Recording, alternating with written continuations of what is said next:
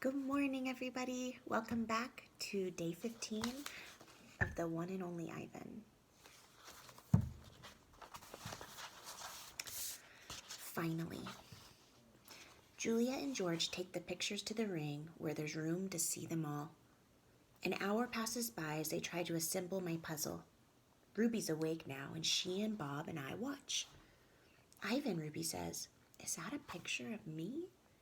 "Yes," I say proudly. "Where am I supposed to be?" "That's a zoo, Ruby. See the walls and the grass and the people looking at you?" Ruby squints. "Who are all those other elephants?" "You haven't met them," I say. "Yet." "It's a very nice zoo," Ruby says with an approving nod. Bob nudges me with his cold nose. "It is indeed." In the ring, Julia pumps her fist in the air. "Yes," she cries. "I told you, Dad. There it is. H-O-M-E, home." George gazes at the letters. He spins around to look at me. "Maybe it's just a coincidence, Jules. You know, like once in a trillion kind of thing? Like that old saying about the chimp and the typewriter? Give him long enough and he'll write a novel." I make a grumbling noise, as if a chimp could write a letter, let alone a book. "Then how do you explain the rest of it?" Julia demands. "The picture of Ruby in the zoo. How do you know it's a zoo?" George asks. "See the circle on the gate? There's a red giraffe in it."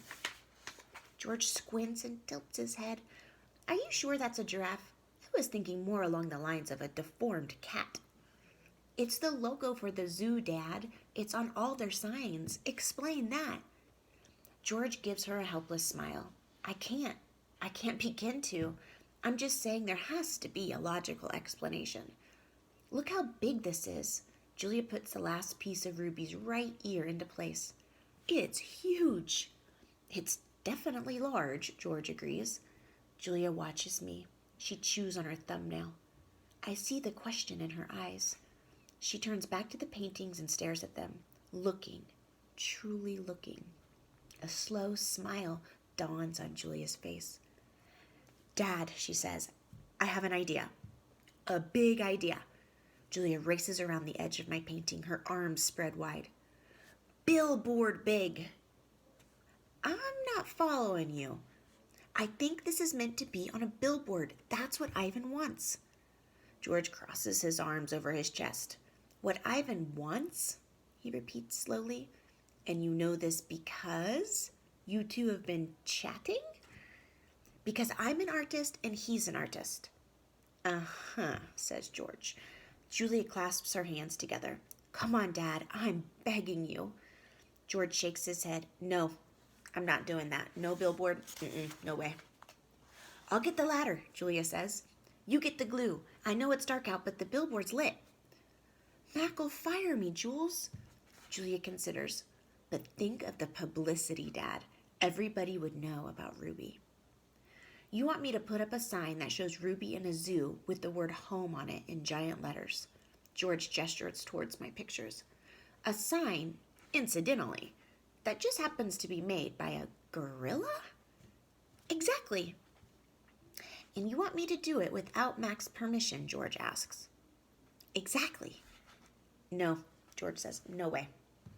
Julia goes to the edge of the ring, careful not to step on any of my paintings. She picks up Mac's claw stick. She walks back and hands it to her father. George runs a finger along the blade. "She's just a baby, Dad. Don't you want to help her?"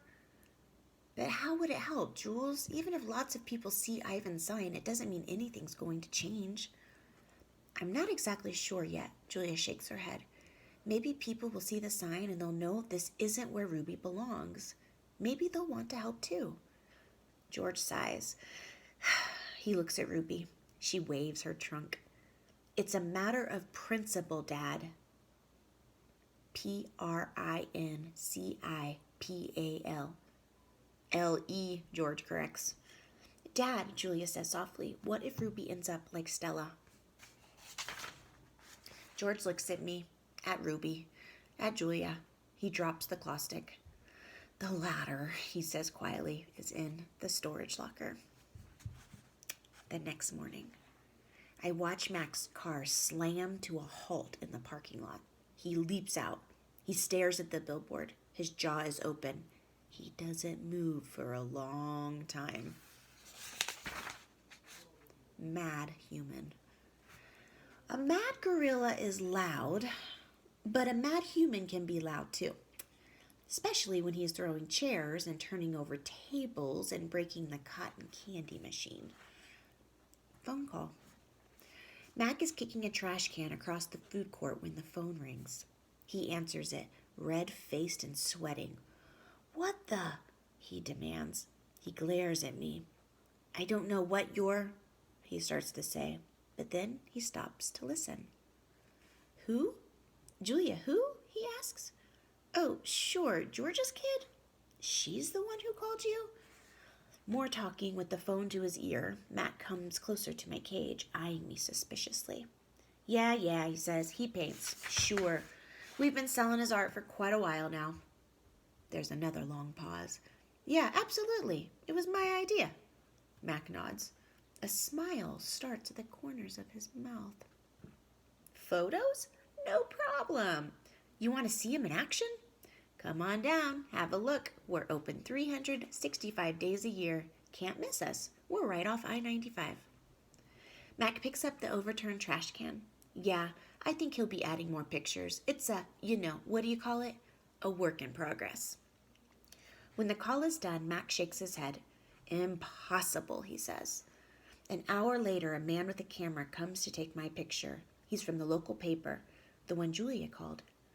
How about you take one of me with the elephant, Mac suggests.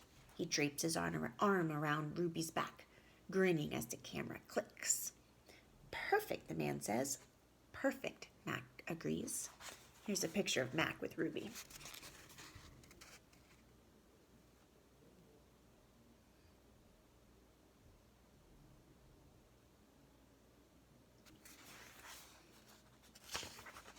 A star again.